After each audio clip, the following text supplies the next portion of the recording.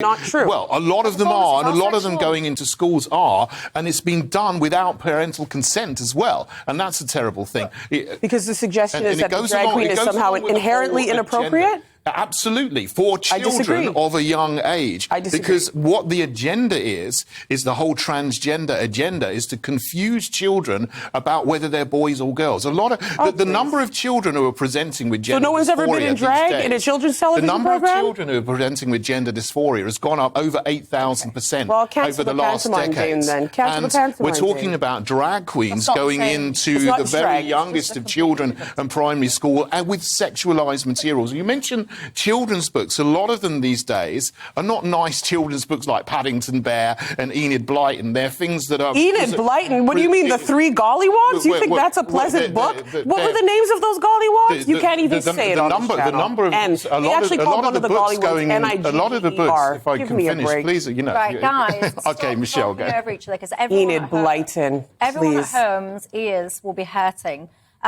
Gollywoggy and who? Those were the names of the three gollywogs, Enid Blyton. But come on, you think that's beautiful? You think that's good literature for kids? Give me a break. Hang on, Dana, don't take this off track, because we're not talking about Enid Blyton. We're talking about... He was. I was asking you, why is it necessary? Because I'm genuinely trying to understand, because to me, it's entirely unnecessary to do this with children. Well, I think at the end of this article, they do talk about how 50 trans or gender non-conforming people were actually met with violence. Because I think what happens is when you don't... A lot of people Stay away from people's kids. You don't need to... Sorry, the implication that somebody, because they're trans, that they're some kind of a child molester is actually the reason why certain people are being sued right now. Sorry. Why does this... That's discrimination. Why does there seem to be such an ideological drive from this movement to be around people's kids? Leave them alone. Oh, my God. Give me a break. Kids are part of the world. Drag queens are part of the world. They're not these scary people that you would like to paint as someone who's going to molest your kid in the toilet. It's just, it's not true. And that's why there's so much violence against them. Sexualizing children.